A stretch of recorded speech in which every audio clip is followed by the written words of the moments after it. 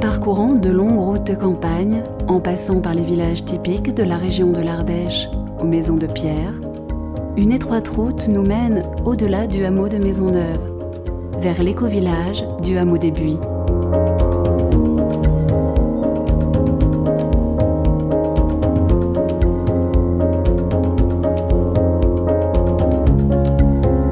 Entouré tour à tour par des forêts de buis et de chênes, le hameau des Buis s'intègre de façon harmonieuse à la végétation locale.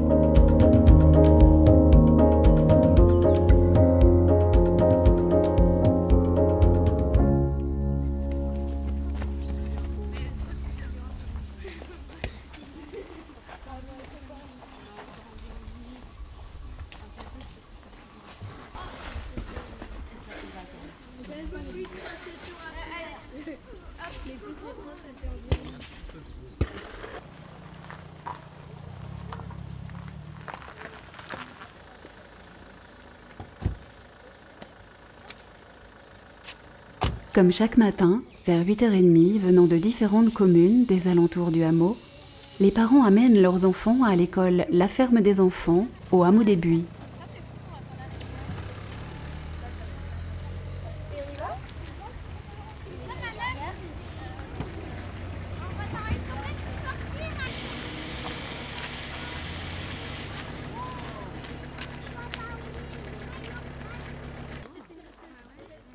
C'est un moment de rencontre convivial pour parents et élèves, un moment pour échanger quelques mots, et pour certains d'entre eux, un moment pour regarder le tableau à l'entrée de l'école, où l'on trouve affichées les informations spécifiques de l'école, mais aussi d'autres informations sur les activités proposées dans le secteur.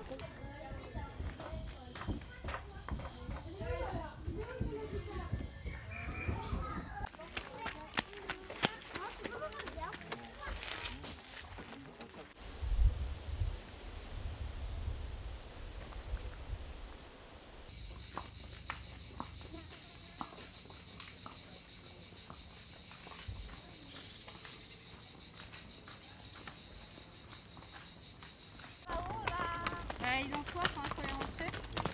Faut leur enlever le filet. Mais vous rentrez pas dans l'enclos dessus. Non, oui. Il faut vous arrêter avant la barrière. Sophie Rabi, Fondatrice du hameau des Buis et de l'école La Ferme des Enfants, enseigne à l'école et fait aussi partie des habitants de l'éco-village. Pour prendre les gens qui vont mettre leur tête dans les trous.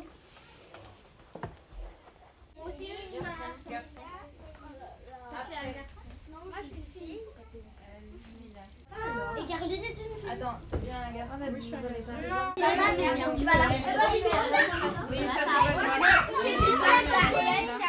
Moi, j'ai grandi ici.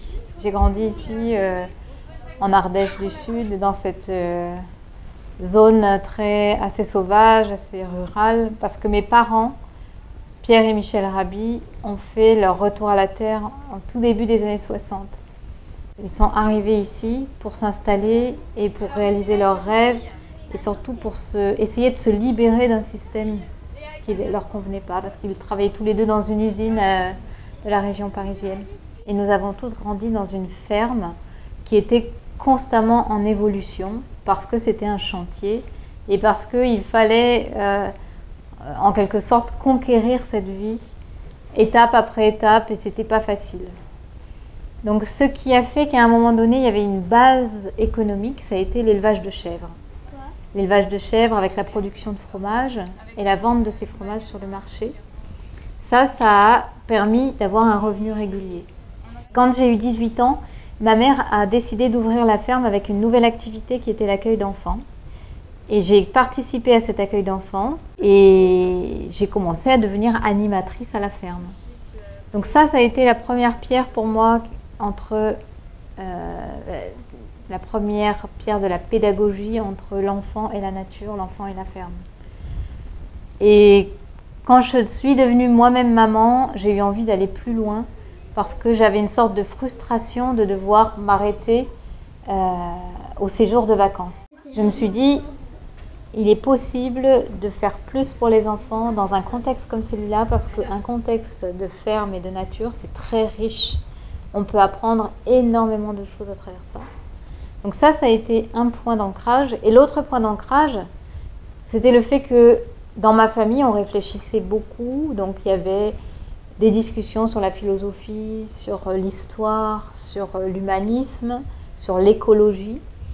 Et c'était un débat permanent autour de la table pendant les repas, avec beaucoup de visiteurs qui venaient à la ferme parce que mon père a tissé beaucoup de liens avec l'extérieur.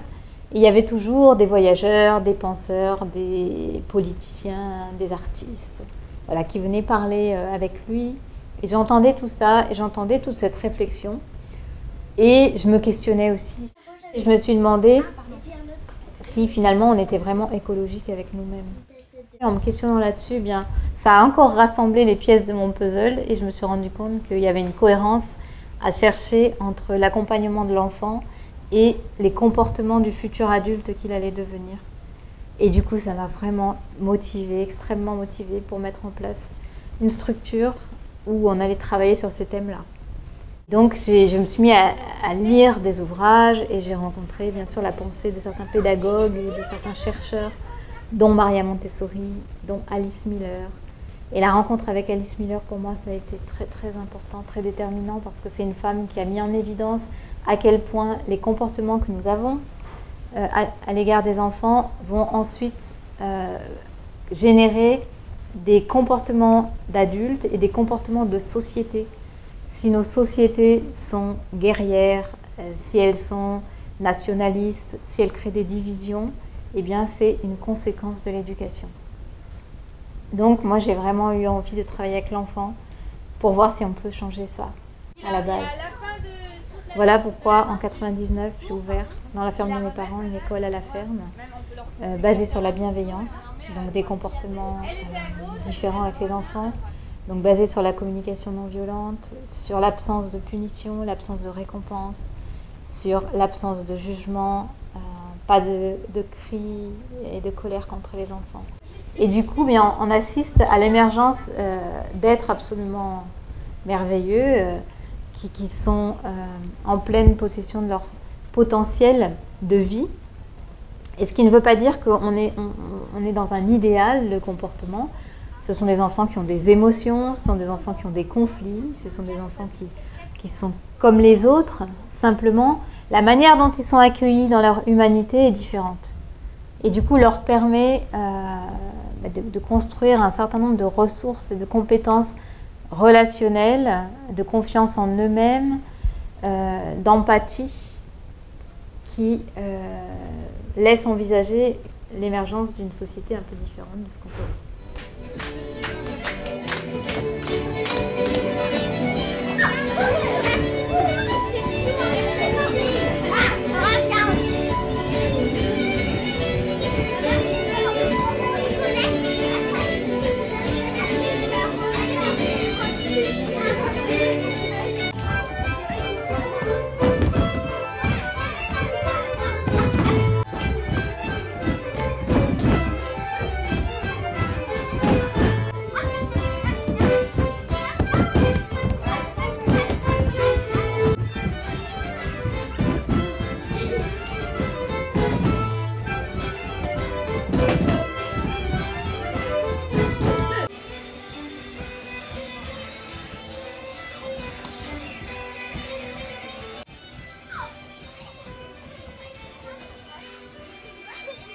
Pour moi, c'était important aussi de créer un environnement social cohérent par rapport aux enjeux d'aujourd'hui.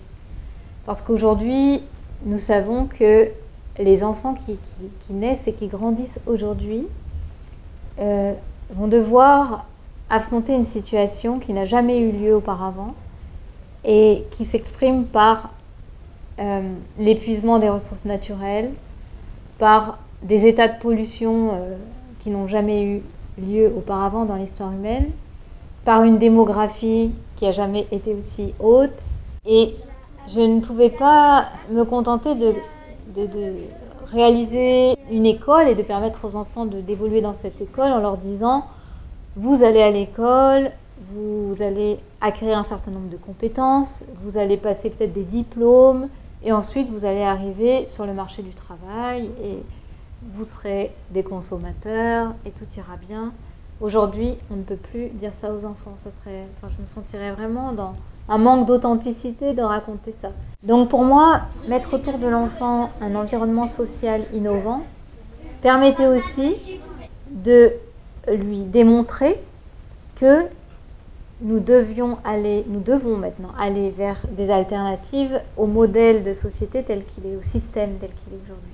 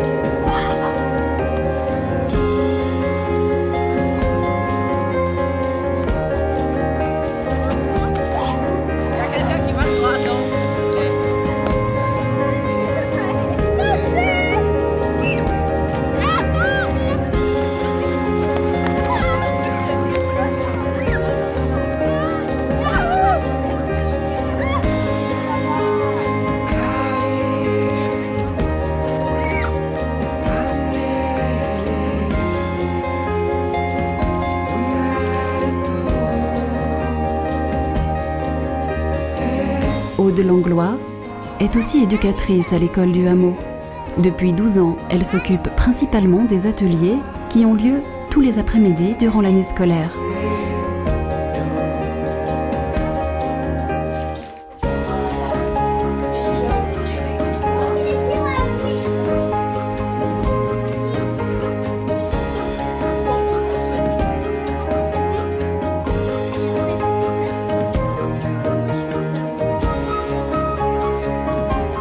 Je suis ici depuis septembre 2002.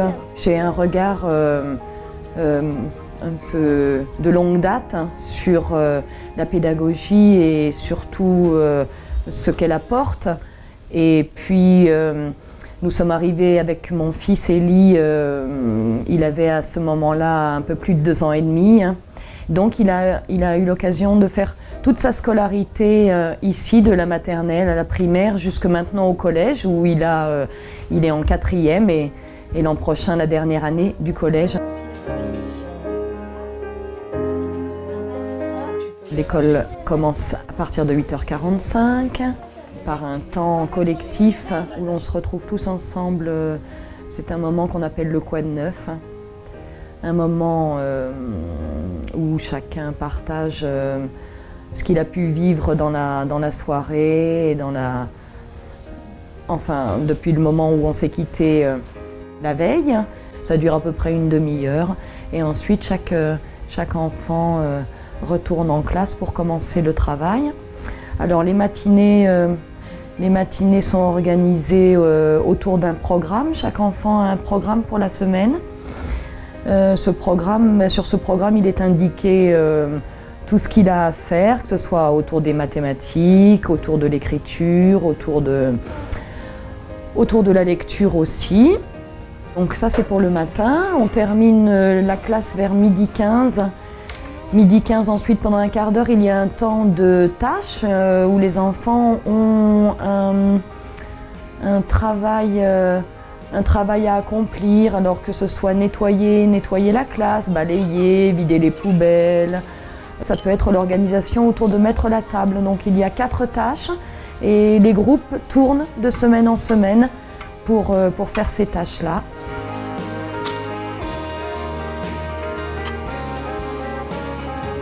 Et puis voilà, ensuite c'est le temps du repas, à partir de 12h30. Jusqu'à, c'est variable, ça dure une demi-heure, 40 minutes. Et ensuite c'est leur temps de pause. Le temps de pause où les enfants peuvent être dans la cour, à l'intérieur des barrières pour les maternelles, et en dehors, les primaires ont l'occasion, les primaires et les collégiens évidemment ont l'occasion d'être en dehors des barrières et d'explorer le terrain magnifique ici autour du bois de paille-olive.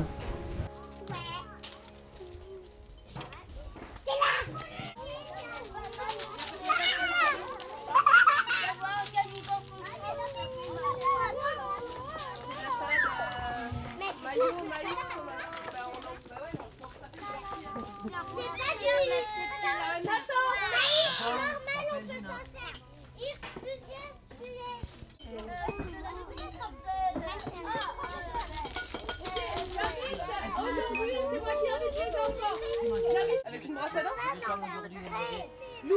Allez-y, on se sert et on vous les passera après. D'abord, vous allez à la classe et vous pouvez manger une brosse à dents.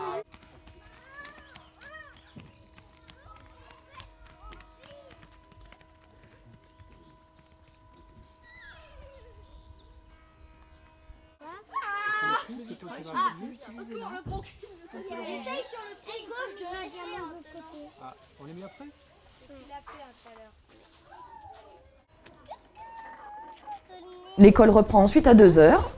Et à 2h, c'est le temps où le clairon sonne pour annoncer le moment des ateliers. Et le moment des ateliers, c'est donc moi qui anime ce moment où on se retrouve de nouveau dans la yourte. À 14h, je fais la présentation de tous les ateliers de l'après-midi. Ça peut être de toutes sortes. Il y a tous les jours la yourte des arts où ils peuvent faire de la peinture selon la méthode d'Arnaud Stern, et puis aussi de la terre, donc ils font des modelages, voilà, il y a des ateliers de sciences, il y a des ateliers autour de l'art pour connaître différents peintres. Il y a de la créativité de toutes les sortes, que ce soit la couture, il y a des activités sportives aussi.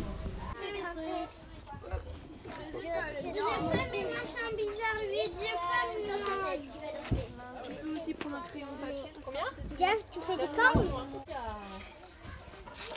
Il s'appelle Tcha-Tcha. Oui, bien sûr. Tu peux t'en couper autant que tu veux. Tu comptes les pas. On aurait peut-être eu en classe.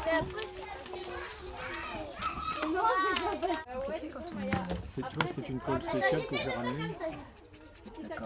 Nous sommes le 20 juin aujourd'hui et c'est donc toute une semaine spéciale où les enfants préparent autour de nombreuses activités, préparent la fête de fin d'année qui aura lieu vendredi prochain.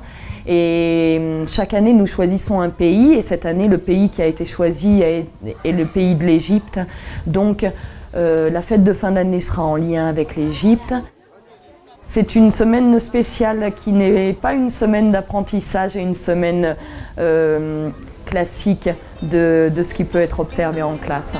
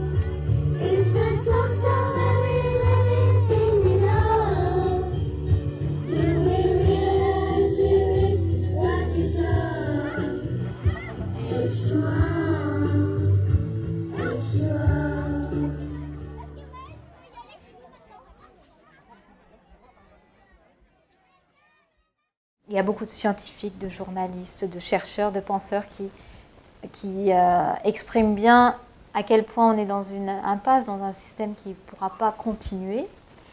Mais finalement, il y a assez peu d'alternatives qui permettent de dire, bon, bah, cette voie-là n'est plus la bonne, mais on peut en prendre une autre, et celle-là, elle serait viable. Alors petit à petit, ça se fait de plus en plus entendre. Mais à l'époque, en 2001, c'était encore une voix très faible. Donc je me suis dit, là, il faut s'y mettre en tant que maman aussi responsable de 4 êtres vivants qui sont complètement dépendants de moi, parce que j'ai 4 enfants. Je ne pouvais pas faire l'économie de ça, de m'engager pour créer de l'innovation au niveau des comportements sociaux. Donc le hameau des Buis, qui est né de cette réflexion, au départ, il avait pour ambition de rassembler les générations sur un même lieu dans une démarche écologique.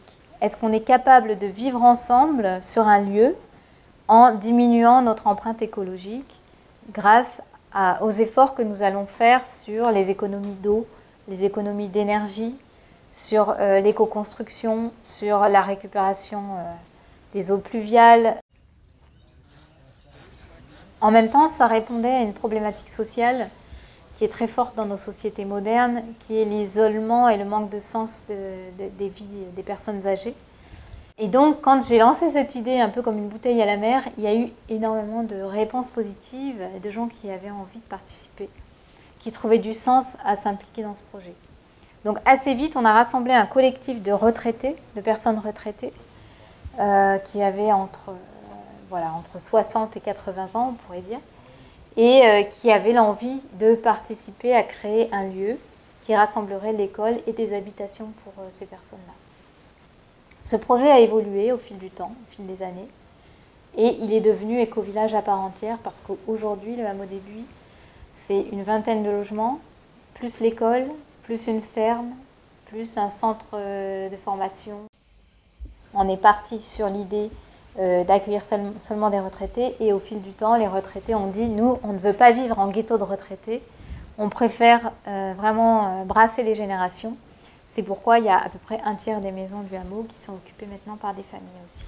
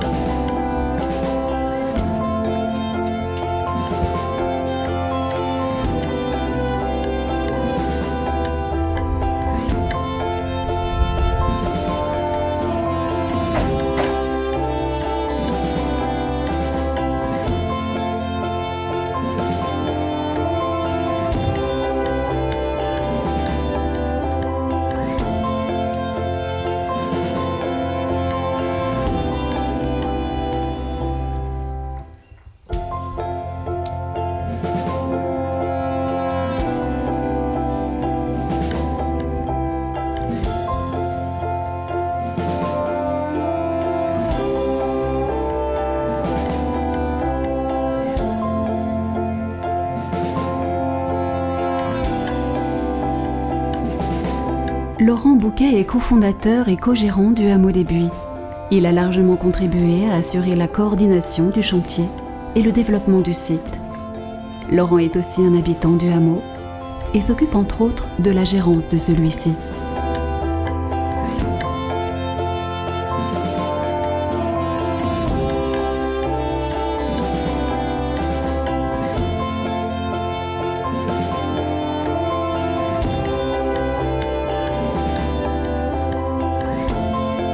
Sophie, à l'époque où j'arrive et que je la rencontre, elle vient d'écrire en fait un projet. Elle vient de rédiger un petit dossier d'une vingtaine de pages dans lequel elle projette déjà ce que sera le hameau des Buis, sans le nommer puisqu'on n'a pas d'idée du nom, mais il y a l'idée de créer un lieu de vie pédagogique, intergénérationnel, sur une base vivrière agricole. Là on est en 2002, l'école existe depuis 3 ans. La ferme des enfants sur la ferme familiale. Et c'est comme ça qu'elle me propose donc de m'associer avec elle pour développer ce projet. Il y a des documents qui sont tous sur mon bureau normalement. Merci. Sophie a déjà l'intuition à l'époque que sans un travail important sur la question relationnelle, la question émotionnelle, effectivement le projet n'est pas viable. Et je dois avouer que ça a été vraiment pour moi une des clés de mon engagement. C'est-à-dire que je ne serais pas parti dans un projet comme ça si, dès le départ et par anticipation, le cercle des personnes qui nous ont rejoints n'avaient pas tous en conscience que le principal écueil, c'était d'abord nous-mêmes. Avant de parler des contingences réglementaires, financières et autres, c'était la base du projet. Et que c'était aussi une des raisons d'être de ce projet, dans la mesure où l'idée c'était que les enfants puissent être les témoins d'adultes qui commencent à trouver des solutions dans le vivre ensemble, en fait. J'ai plaisir à citer un proverbe sioux qui dit que nous n'avons pas à apprendre les bonnes manières aux enfants, ils en sont simplement les témoins. Et moi, ce qui m'a décidé vraiment à m'engager aux côtés de Sophie, outre le fait que nous étions en couple, c'était vraiment cet aspect de la prise en compte de la dimension humaine dans les projets. Et donc je suis devenu coordinateur du développement du projet en 2003, en août 2003. Voilà, et de là, j'ai démarré avec Sophie vraiment toute la partie faisabilité et développement d'un projet tel que celui que vous voyez aujourd'hui.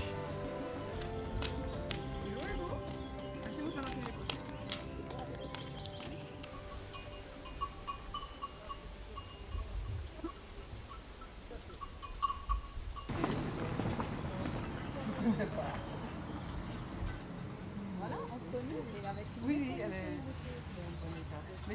Si on a un tampon, tant mieux. Super. D'accord. On fait un barbecue dans la cour de l'école. Ah bon, parce que je viens juste de faire les commissions, donc je peux apporter mon... Le hameau début aujourd'hui, c'est une expérimentation sociale à l'échelle 1. C'est en fait pas un hameau, c'est une micro-société, le hameau début. Puisqu'on a les représentants de toutes les générations, on a un bébé qui vient de naître, et puis on a un autre doyen qui a plus de 84 ans. On a voulu se sortir du modèle qui ne nous satisfaisait pas, qui est justement les cellules familiales agglomérées les unes aux autres dans les grandes villes, des choses comme ça, qui pour nous effectivement créent un peu, comme dit Pierre Rabhi, des déserts sociaux. Même si ça grouille dans une ville, et j'aime bien cette notion de désert social en fait, puisqu'il y a l'anonymat partout, il y a une forme de déshumanisation qui est quand même assez palpable. Je peux dire pour moi, je peux pas et je veux pas. On est là parce qu'on a envie de vivre ça, et que cet élan-là, on le partage.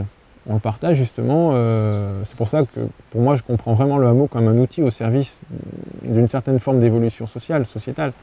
Parce que les gens qui viennent, ils ne ressortent pas indemnes d'ici. Très souvent, on a le témoignage, et ça, c'est pour ça que je peux en parler de façon assez tranquille, c'est parce que je vis à travers énormément de témoignages de ce que je dis. Pour beaucoup de personnes, ayant passé une semaine, 2 jours, 10 jours ou 2 ans, ressortent du hameau en ayant vraiment quelque chose qui a changé et avec lequel ils repartent. Et ces personnes-là, moi j'aime bien les observer dans les visites parce que je peux vraiment constater qu'aujourd'hui la période est vraiment mûre pour ce changement. C'est-à-dire que c'est des gens qui arrivent presque goguenards des fois, assez sceptiques, et qui souvent repartent avec... ils sont empreints de respect. Et je trouve que rien que pour ça, ça vaut le coup d'exister et ça vaut le coup d'apporter notre petite goutte à cette société. Et c'est aussi une des raisons pour lesquelles, sur la demande des gens qui sont venus nous visiter, nous avons commencé à mettre en place des formations, à la fois sur l'expérience pédagogique qui est pratiquée ici, puisque ça c'est une grande demande du public, mais aussi sur vivre en éco-village. C'est quoi vivre en éco-village? Donc témoigner de ce qui se vit ici, parce qu'effectivement on s'est aperçu que juste en écrivant ce qu'on vit en termes de modules de formation, il y a des choses à transmettre. À la fois pour des gens qui ont envie de vivre les mêmes choses, qui ont envie de s'organiser pour créer des éco-villages, mais aussi des gens qui sont simplement curieux de voir comment ça se passe.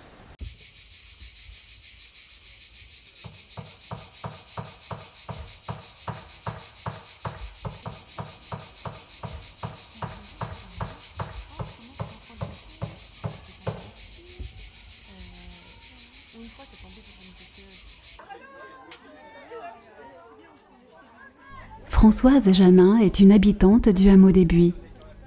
Elle s'occupe de différents aspects de la collectivité et elle est un des guides parmi les habitants pour les visites qui ont lieu le vendredi après-midi à partir de 16 h. De 60 cm de haut, qui sont reliés par un feuillard en inox. Et on s'était mis à touche-touche le long du... Donc ça fait... Pour accueillir les visiteurs, pour nous c'est important parce que nous pensons que témoigner de notre expérience, ça peut être utile à d'autres. D'abord, c'est important d'être ouvert sur l'extérieur, c'est très clair, mais ça peut être aussi utile à d'autres personnes, soit qui s'interrogent sur les impasses de la société actuelle, sur les expériences que peuvent vivre, les expériences d'alternatives sociétales que peuvent vivre d'autres personnes, qui peuvent être tout près de chez elles ou plus loin. Il y a des gens quelquefois qui viennent d'assez loin, surtout pendant les vacances ou le week-end. C'est important aussi, quelquefois, de répondre à des questions de gens qui veulent faire la même chose ailleurs. Là, par exemple, vendredi dernier, il y avait un couple qui venait de l'Hérault, qui m'avait téléphoné déjà longtemps avant et qui était vraiment venu pour voir les solutions qu'on avait adoptées pour les tracés des charpentes, pour les toitures. Alors bien sûr, je ne pouvais pas répondre à toutes leurs questions très techniques, mais je les ai orientés sur les personnes qui avaient les réponses à ces questions techniques. Donc ça, c'est aussi précieux parce que nous, ça fait 10 ans que la société civile a été créée. Elle a été portée par des gens qui avaient une énergie folle et dans les groupes qui ont ce genre de projet, notre expérience, elle peut être vraiment, vraiment importante pour éviter des écueils ou pour trouver des solutions qui ont fonctionné, pour qu'on témoigne aussi de ce dont on est conscient que c'est à améliorer, parce que c'était un peu trop compliqué ou un peu trop difficile à mettre en œuvre ou un peu trop cher. Enfin bon, il y a plein de choses pour lesquelles ça peut être utile. On a des galets roulés qui permettent que la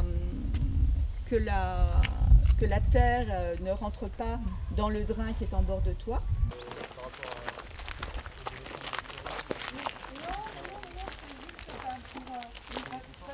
26 cm d'isolant ouate de cellulose. Les premières maisons étaient isolées avec de la paille et puis ils se sont aperçus que c'était difficile à mettre en œuvre et donc ils sont passés à la ouate de cellulose.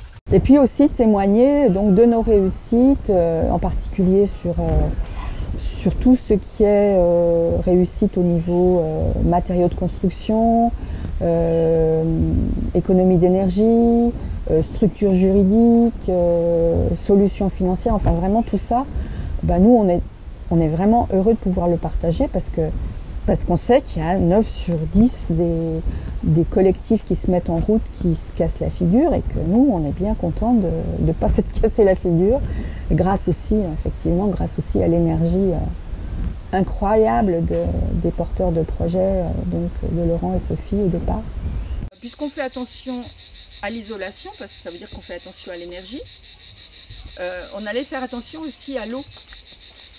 Pas utiliser trop d'eau et puis éventuellement la récupérer. Alors comment est-ce qu'on fait pour ne pas utiliser trop d'eau? Nous avons tous des toilettes sèches dans les maisons et nous avons des toilettes sèches en toilettes publiques également. Dans les maisons nous avons des toilettes à litière et les toilettes publiques sont à lombricompostage. Par personne sur la Hameau des Buis, nous utilisons à peu près 3 fois moins que le français moyen en eau. Cette eau est complètement récupérée et arrive ici dans cette zone de phytoépuration.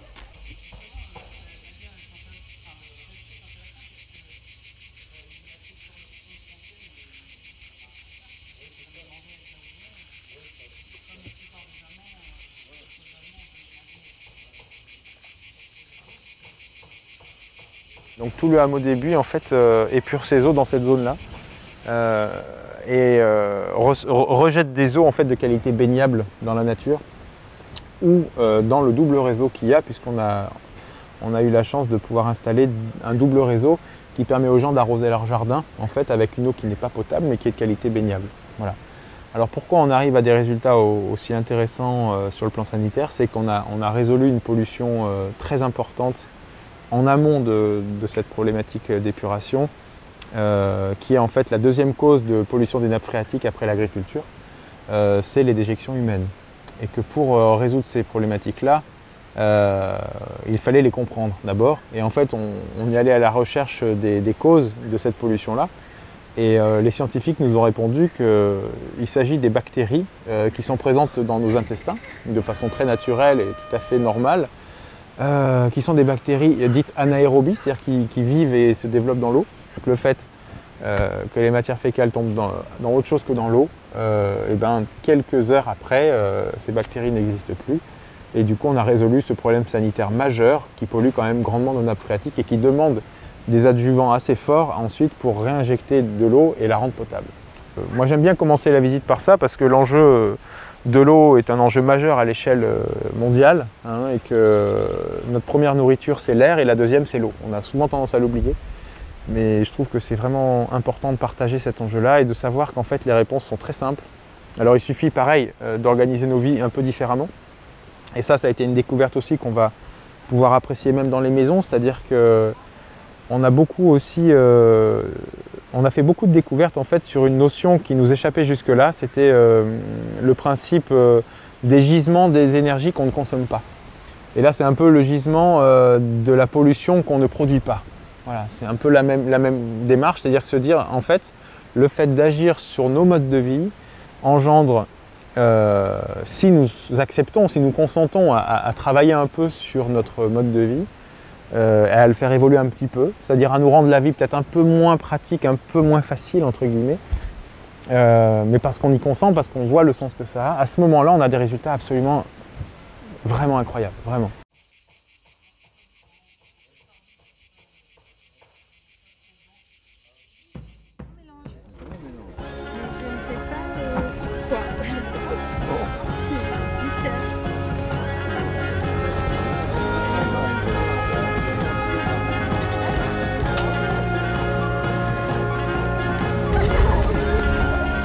Le vendredi, outre la visite guidée, les touristes peuvent déguster les produits du hameau, comme les fromages de la ferme ou les fruits et légumes des maraîchers locaux.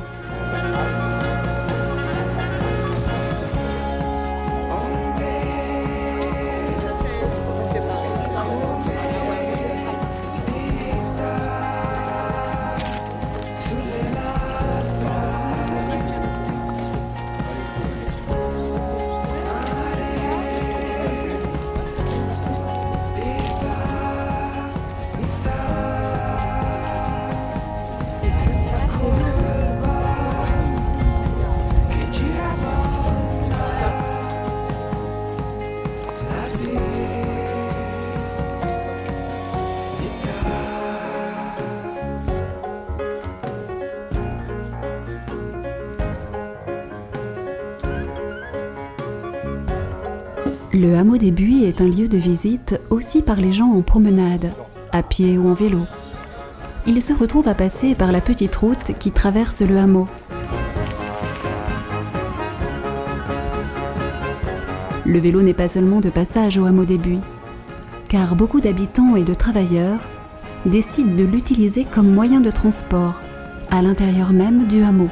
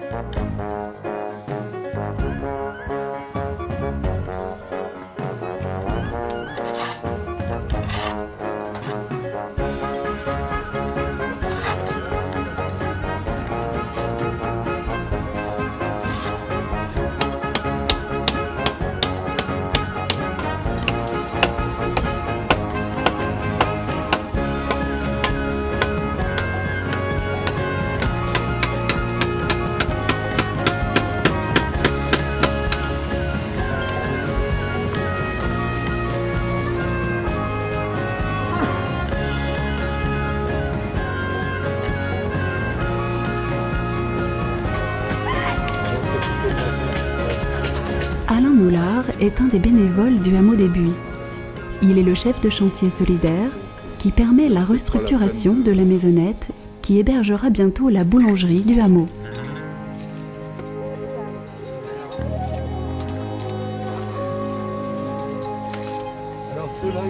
Donc un travail de volontaire, il est souvent assez aléatoire dans le sens où on travaille avec les envies de chacun et les orientations de chacun par rapport au bois ou au travail de maçonnerie ou de mortier. Donc la gestuelle est tellement différente que certains se trouvent mal à l'aise sur un travail d'enduit. Donc d'autres ateliers sont prévus en général pour s'orienter sur des tâches qui sont sur les abords, autant du terrassement que de la menuiserie.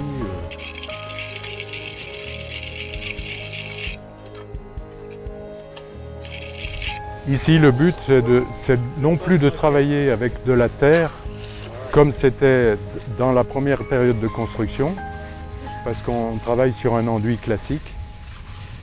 Et le tout, quelquefois la difficulté, c'est de colorer dans la masse un enduit en faisant quelques tâtonnements, quelques réajustements.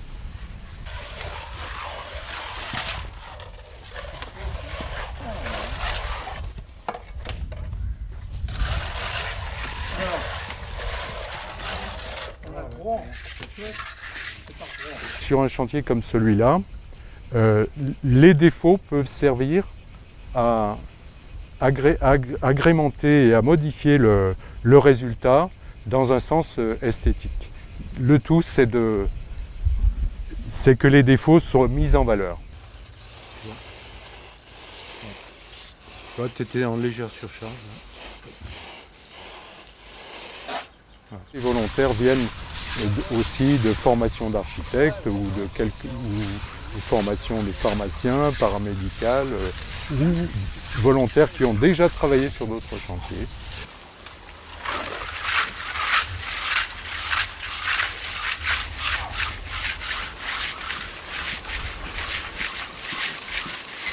Ici, on travaille dans une forme de liberté où le tempo n'est pas imposé, on a des discussions, des anecdotes.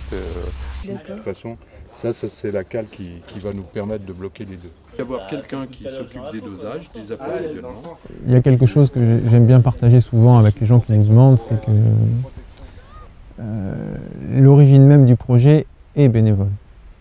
Et ça, c'est souvent, parce que Sophie n'en fait pas état, mais il faut savoir qu'à l'origine de son école, donc en 99, quand l'école ouvre ses portes, Sophie est bénévole. Elle est à la fois directrice de l'établissement et bénévole de l'association qui supporte l'école. Et en tant que directrice, elle est bénévole aussi.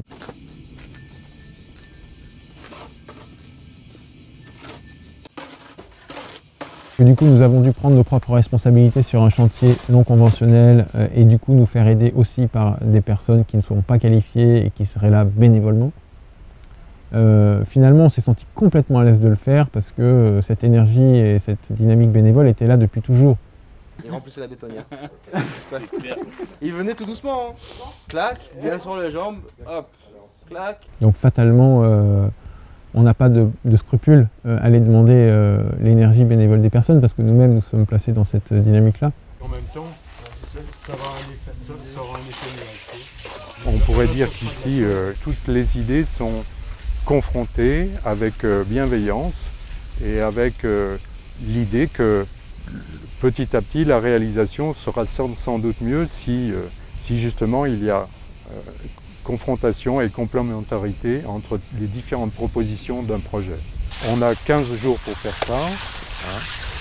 On a démarré sur une première semaine, comme on a dit, où les volontaires ont été confrontés au travail. Et la deuxième semaine, travaillant en ligne comme ça sur une certaine hauteur, ça a quelque chose de beaucoup plus stimulant sur un plan psychologique. On a donc en sorti une qualité qui finalement vient des compétences de chacun, qui au bout d'une semaine finalement comme vous le voyez, sont d'un rendement très supérieur à la première semaine.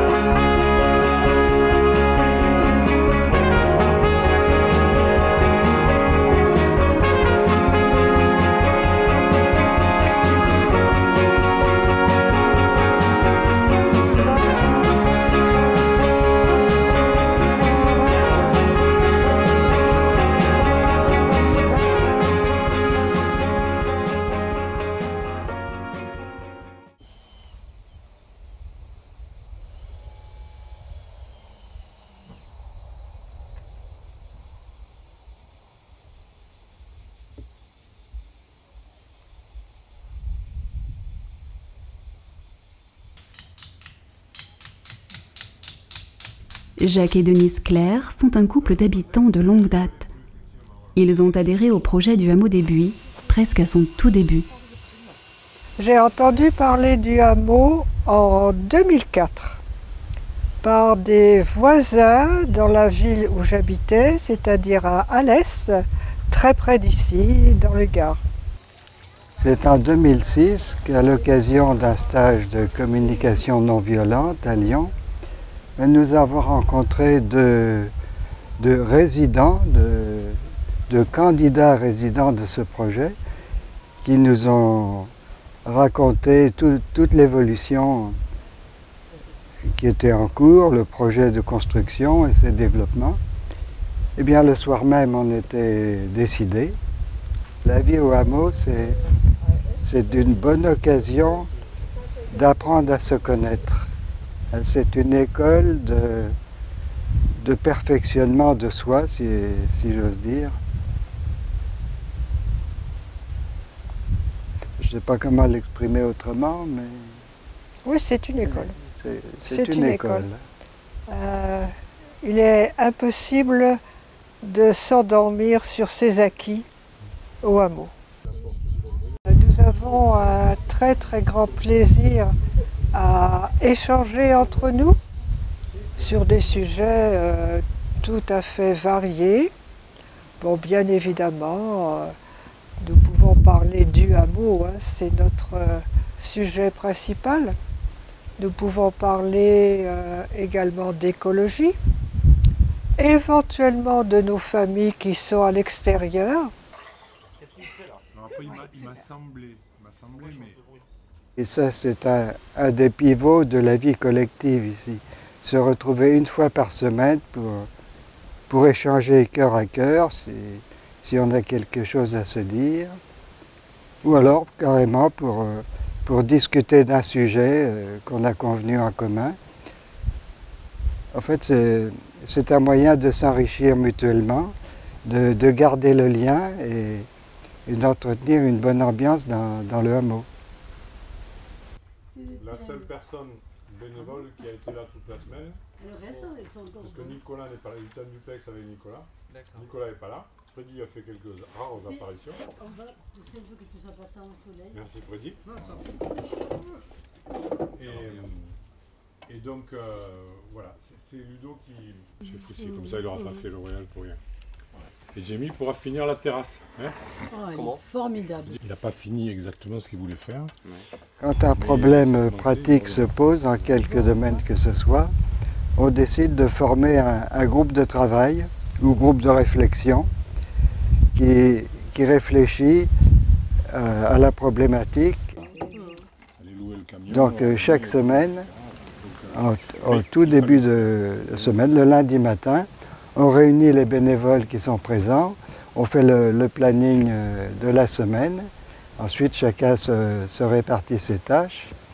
Et puis en fin de semaine, on fait un petit bilan où chacun est invité à dire ce qu'il a ressenti, si la semaine a été bonne ou si quelque chose ne va pas, ce qui de toute façon peut servir à d'autres personnes. Je suis content de ma semaine, après c'est bien d'avoir un retour des personnes référentes pour savoir si eux aussi sont contents de ce qu'on a fait comme travail.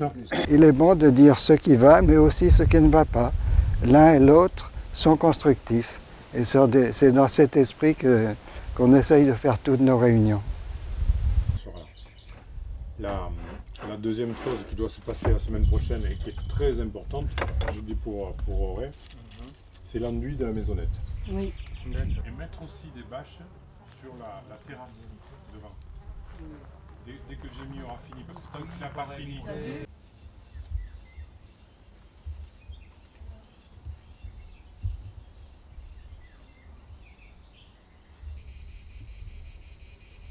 Vincent et Muriel sont un jeune couple du hameau des Buis.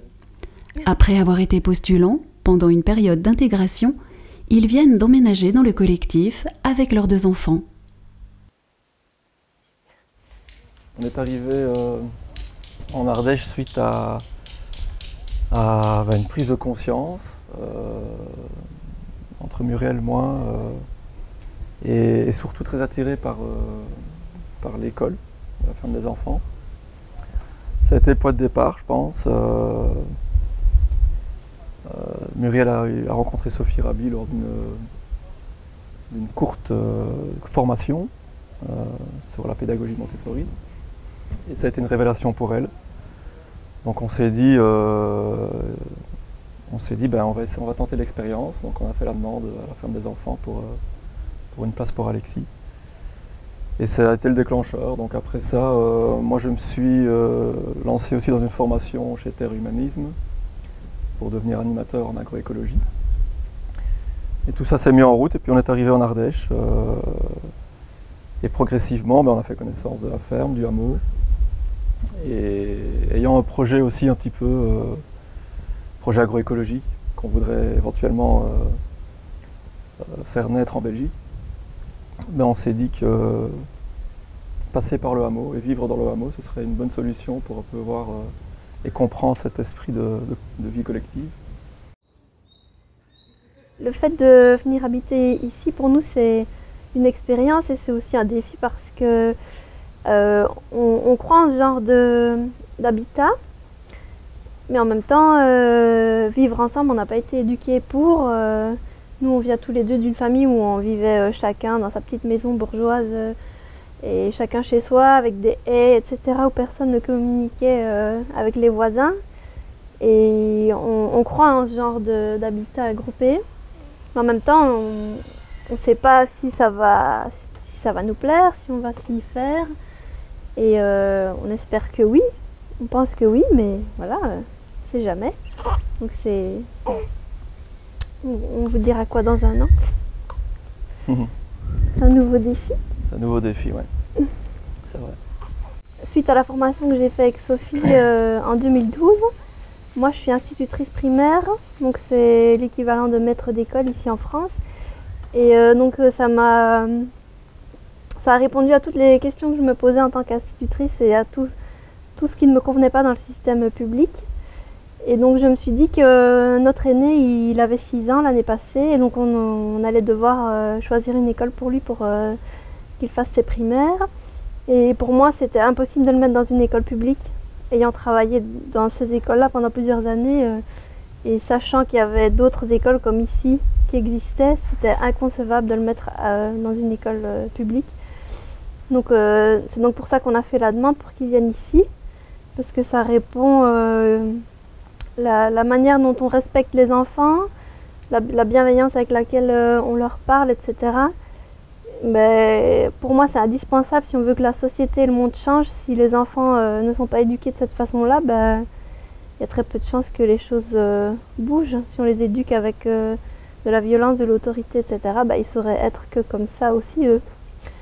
Donc c'est pour ça qu'on a décidé de venir ici, en fait. Parce que cette école-ci correspondait vraiment à toutes nos attentes. Et en plus, c'est dans un lieu qu'on aime beaucoup, parce que ça fait 8 ans qu'on vient en Ardèche. Et aussi parce que donc Vincent, il a eu l'opportunité de se former chez Terre et Humanisme, donc tout se trouvait en fait au même endroit. Donc, et tout s'est mis en place, donc on s'est dit c'est qu'on devait être ici à ce moment-ci. Voilà, la vie nous a amenés ici.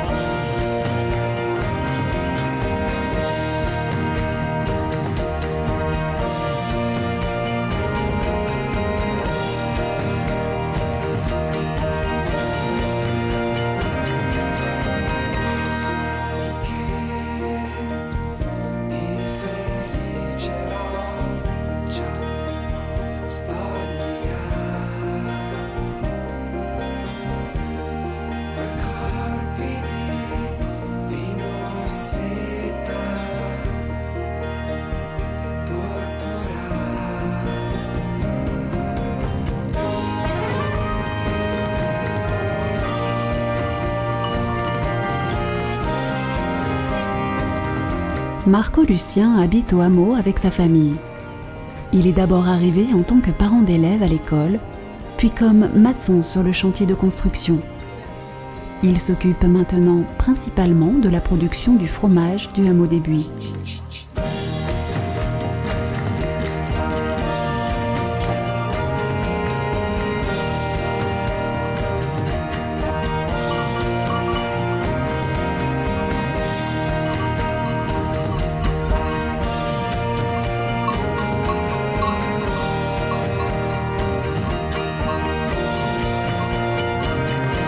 Je viens vers 6 heures pour nourrir les chèvres.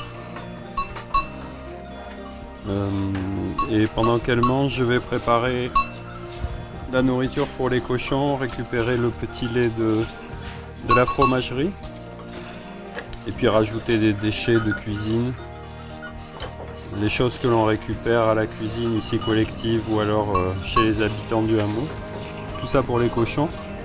Ensuite, je prépare à la fromagerie le matériel pour la traite et puis je viens ici. Elles ont fini de manger et à ce moment-là commence la traite. Ça dure à peu près 1h30. Il y a 15 chèvres à traire. Voilà, et sur les 15, il y a 5 primipares, c'est-à-dire que ce sont des jeunes qui font du lait pour la première année, qui n'ont pas encore beaucoup de lait.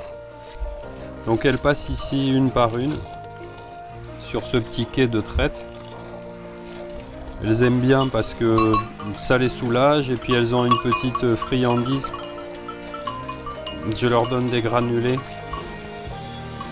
qui sont à base de luzerne et de différents déchets végétaux et riches en protéines, ce qui permet d'avoir une bonne production de lait.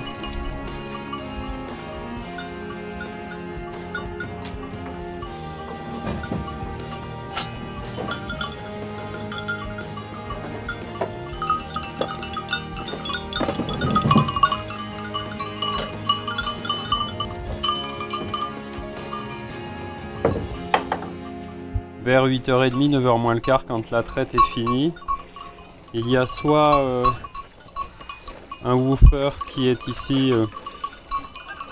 et dont le rôle est de permettre aux chèvres de sortir. Il va les accompagner pendant la matinée.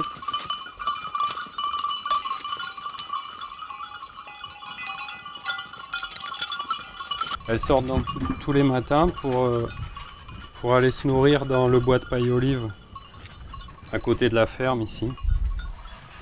Et ça leur permet de choisir leur nourriture, de se nourrir en milieu sauvage et naturel et d'avoir un bon équilibre alimentaire. Du coup, elles choisissent ce qu'elles ont envie, ce dont elles ont besoin. Cette nourriture naturelle, ça permet de les maintenir bien en forme parce qu'elles ont une activité physique. Et puis ça permet d'avoir un lait vivant et de qualité.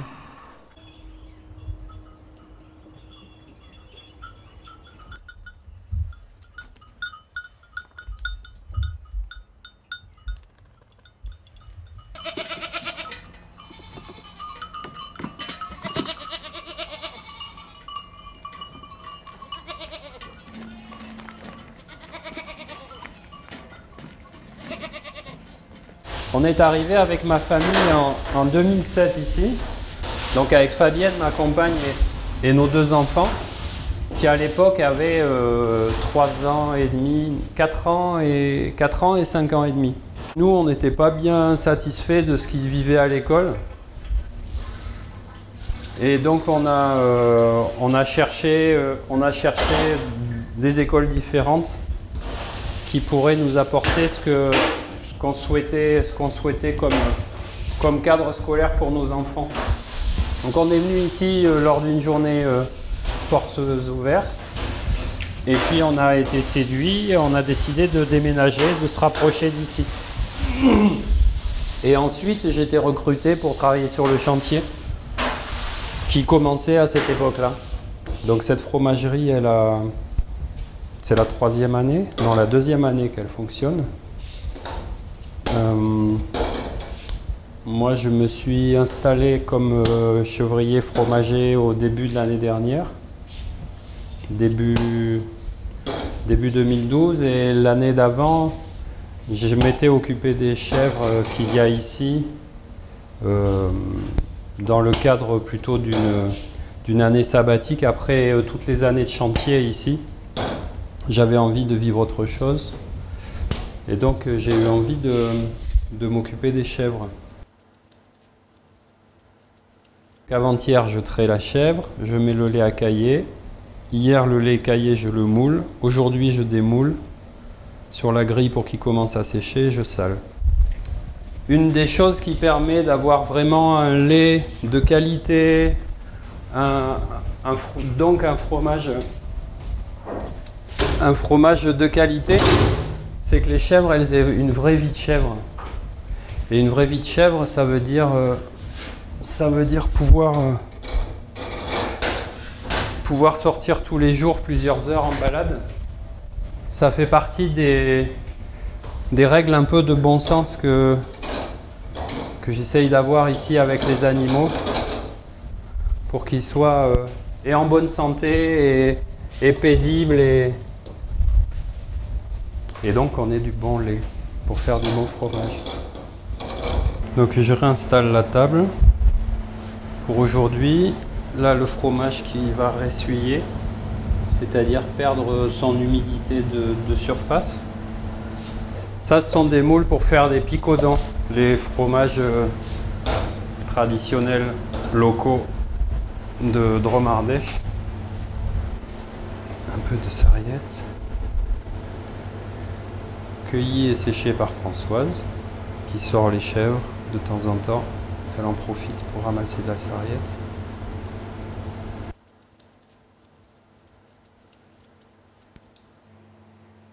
Bon, de faire un fromage comme ça, la sarriette, ça permet d'avoir un peu de variété à la vente. Là, je moule les picodons. Je prends du caillé que je mets dans les faisselles. Il va s'égoutter, perdre son petit lait. Ce soir, je vais le retourner. Et demain, on a un fromage moulé qui peut aller ressuyer sur la grille à côté.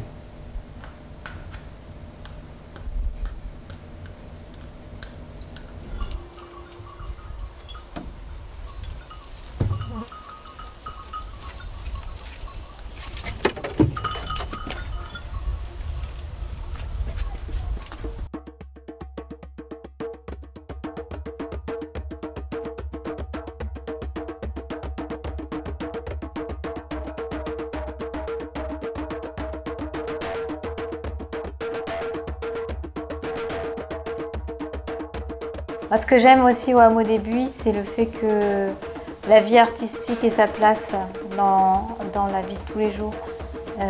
Parce qu'on est dans une société où de plus en plus l'art s'adresse à une élite et c'est de l'art de conservatoire, c'est de l'art de musée, c'est de l'art de spectacle. Contrairement à certaines cultures et certains continents, ou pour parler du continent africain que je connais le mieux, j'ai vu à quel point l'art est dans la vie de tous les jours parce qu'on décore les maisons, parce qu'on joue de la musique à tout instant et sans attendre qu'il y ait un événement. Et ce que j'aime au hameau, c'est qu'on retrouve un petit peu ça dans le soin que chacun peut mettre dans ce qu'il fait, dans le fait que la musique arrive un peu spontanément parce qu'il y a des instruments qui sont là, parce qu'il y a des musiciens qui passent, ou d'une manière un peu plus organisée, puisqu'on a aussi un petit groupe de musique folklorique qui s'entraîne patiemment.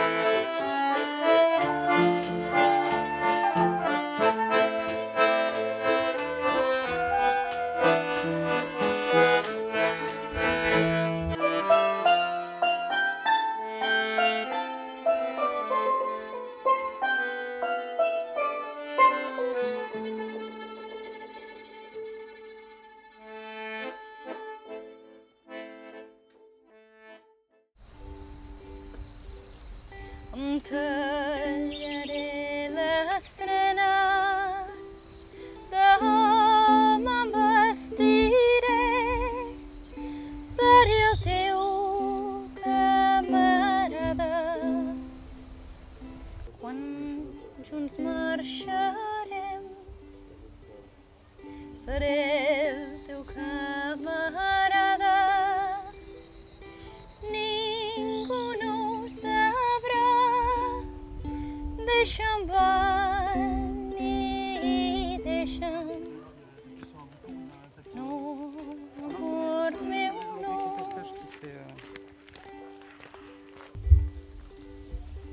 Oh, estimat, escolta'm, no siguis tan cruel, jo t'estimo molt més que tot el món junt.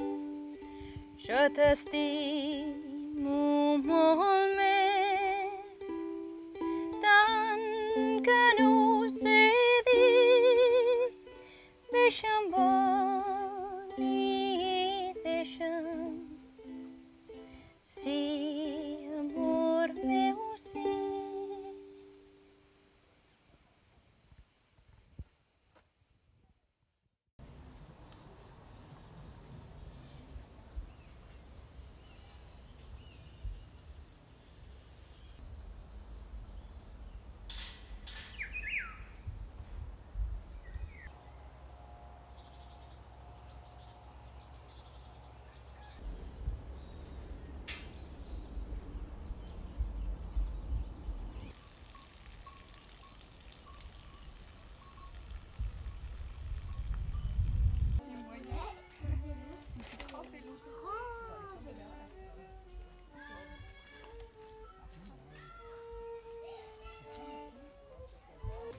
Ah oui, je vais les planter avec toi. Ah, finalement, tu veux pas? Tu voulais qu'on le fasse ensemble, c'est pour ça que je t'ai attendu.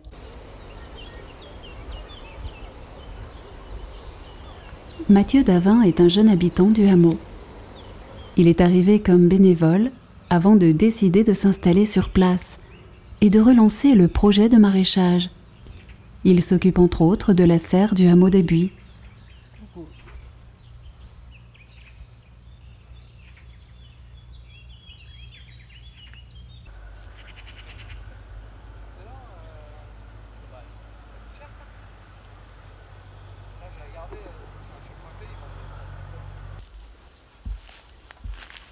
Il y a 6 ans, on a commencé à planter, enfin moi j'étais pas là, mais on a commencé à planter des arbres fruitiers et de la luzerne.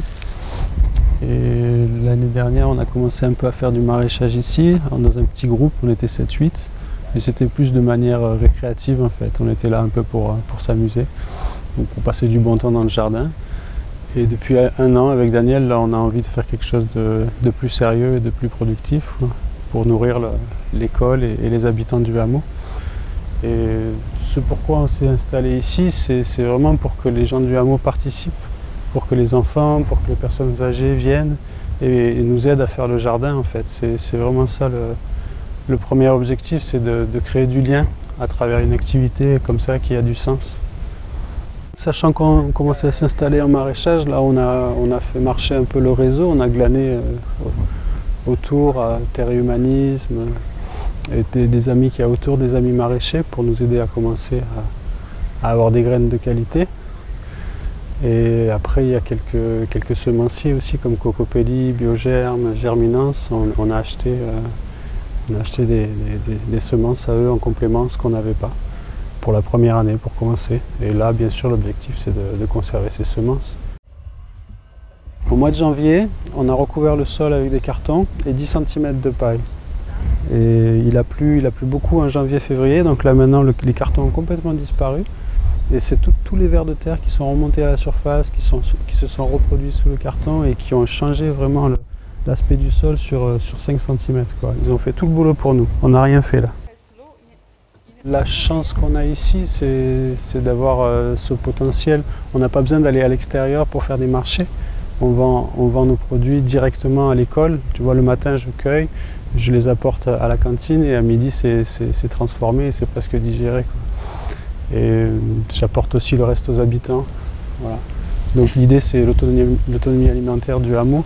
On ne veut pas produire pour l'extérieur, c'est pas l'objectif aujourd'hui, mais qu'on ait tous des légumes frais de qualité dans nos assiettes grâce à notre jardin.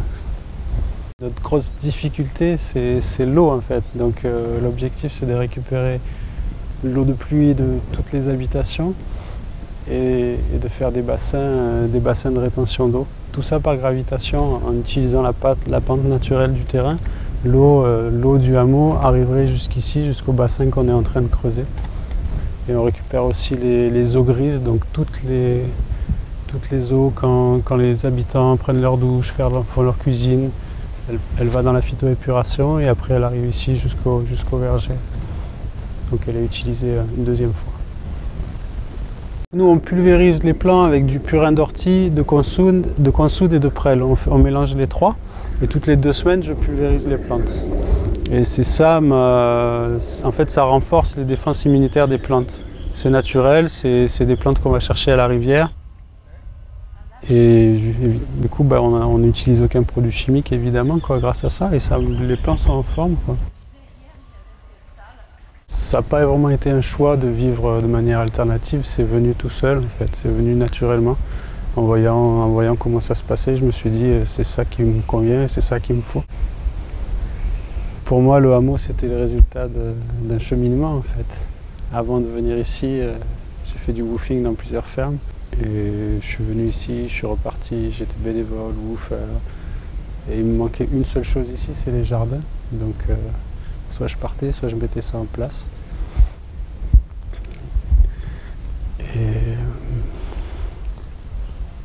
Et voilà, pour moi tout est là.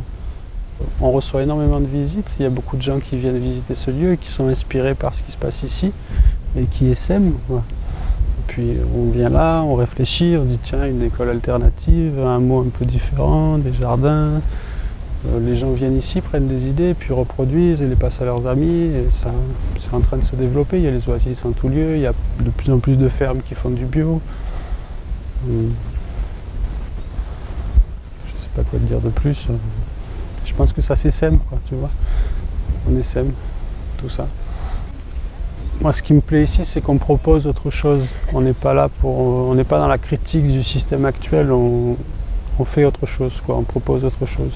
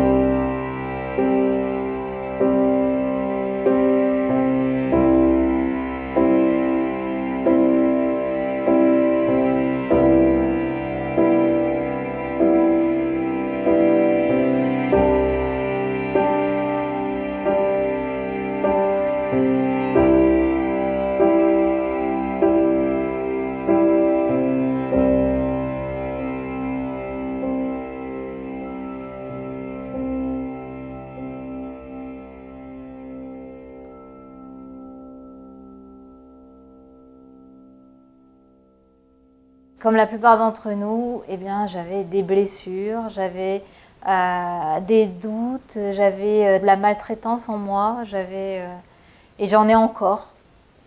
Et assez vite, je me suis rendu compte que si je voulais réaliser, il fallait que j'aille d'abord chercher à l'intérieur de moi tous ces blocages, tous ces empêchements, tous ces nœuds que j'avais à l'intérieur, pour pouvoir vraiment me libérer et devenir libre de réaliser des projets. Et permettre aussi à l'énergie de circuler, donc pour que tout conspire et tout arrive pour la réalisation de mes projets. Donc,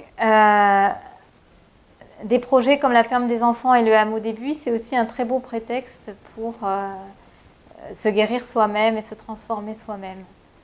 Et ça, je ne sais pas si ça finit un jour. Moi, je suis encore dedans, dans cette transformation. Et ça m'apporte énormément, ça m'enrichit énormément, du coup, de pouvoir être au cœur d'un collectif, d'être en contact avec les enfants, parce que c'est aussi un miroir de qui je suis. Et du coup, on grandit ensemble, on avance ensemble. Et je ne crois pas qu'il puisse y avoir réellement de changement de société si on ne se transforme pas d'abord à l'intérieur et qu'on ne regarde pas nos colères, nos peurs, nos blessures, nos revendications. Tout ce qui fait que, quelque part, on va s'opposer à la fluidité de la vie. Donc, pour moi, le travail intérieur, je le vois comme indispensable à toute démarche de changement et de transformation de la société.